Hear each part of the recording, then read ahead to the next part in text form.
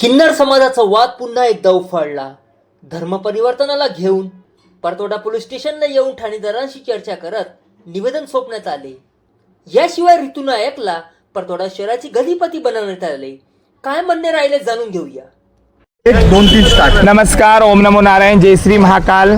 आज हमारी Paratwada police station में मीटिंग थी। शांतिबाई जो परतवाड़ा की खुद को गद्दीपति बोलती है, इन्होंने हमारे लिए मीटिंग रखी थी क्योंकि हमने सनातनी बच्चों को सनातनी गद्दी देके चुना गया है परतवाड़े से, जो कि ये ऋतुबाई है, ऋतु नायक जी, हमारे लाल चटे के माइयों ने इसको यहाँ से गद्दीपति बनाए हिंदू धर्म की। तो शांतिबाई का बोलना था कि आप हिंदू धर्म के बच्चे परतवाड़ा के शहर मंग सकते नहीं, खा सकते नहीं, पी सकते नहीं। तो इसके लिए परतवाड़ा पुलिस स्टेशन ने यहाँ पे मीटिंग रखी थी। तो शांतिबाई नहीं आई। शांतिबाई बोली मैं नहीं आती हूँ, इन लोगों की मीटिंग रखी है। तो अगर शांतिबाई सच थी तो शांतिबाई ने यहाँ पे आना था। जैसे हमारा किन्नर समाज अमरावती से आया है तो शांतिबाई ने भी आने के बाद अपनी कोई बात यहाँ रखना था।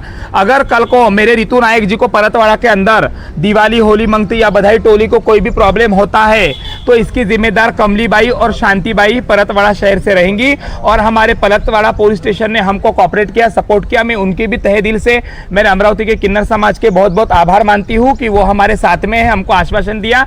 अगर ऋतु नायक जी को कुछ होता है तो इसकी जिम्मेदार वो लोग रहेंगे। ओम नमो नारायण, जय श्री महाकाल। कोण्या विषयावर होता? परतवाड़ा पोलीस स्टेशनच्या अंडरच झाला होता।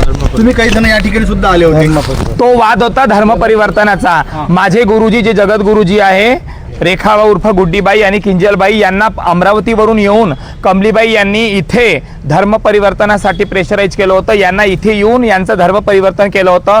शांतीबाई, कमलीबाई, त्याच्यानंतर सोनाबाई रफिक उर्फ सोना हाजी जे अमरावतीचे, त्यांनी यांचं ब्रेन वॉश करून इथे इस्लाम धर्म कबूल करण्यासाठी त्यांना अचलपूरमध्ये परतवाड्यामध्ये आणलं गेलं होतं। बरं, तुमचा अमरावतीत सुद्धा ग्रुप आहे, त्या अमरावतीच्या ग्रुपमध्ये सुद्धा मी मध्यंतरी वाचनात अशीच बातमी आली धर्म परिवर्तनाची, त्याची सत्यता काय आहे? त्याची सत्यता अशी आहे की जेव्हा यांना इथे इस्लाम धर्म कबूल करायला लावलं, या ज्या जिहादी किन्नरांनी यांना त्या धर्मामध्ये आणलं, त्याचं जेव्हा सर्टिफिकेट मागायसाठी आम्ही किन्नर समाज गेलो तर रफिक उर्फ सोनाबाई यांनी ते सर्टिफिकेट नाही दिलं। त्यांनी ते सर्टिफिकेट लपून ठेवलं की माझ्याकडे नाही आहे। जेव्हा तुम्ही चोर नाही तर तुम्हाला भेव कशाचं होतं? जेव्हा तुमच्याकडे ते सर्टिफिकेट होतं तुम्ही द्यायचं होतं।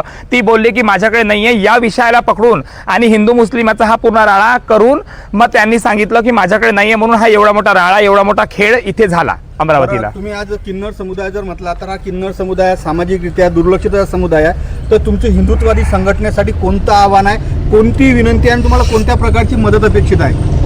आपण सर्वांनी हिंदू धर्माचं पालन करायला पाहिजे आणि आपण हिंदू धर्म असल्यानंतर आपण ह्या सगळ्या गोष्टी करायलाच पाहिजे।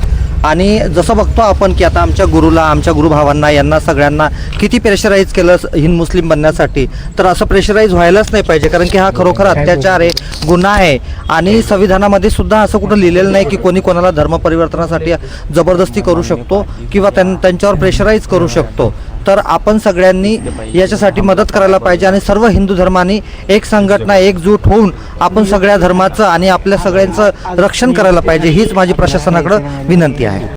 जय श्री महाकाल, ओम नमो नारायण। मी परतवाड्याच्या जनतेला हात जोडून विनंती करते की आम्ही सनातनीय हिंदू लेकरांना आज हिंदूपती गाधीपती इथे बनवलाय परतवाड्यामध्ये।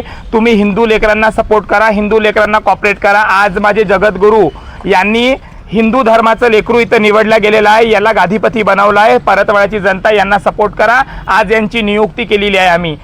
नमो पार्वती पते हर हर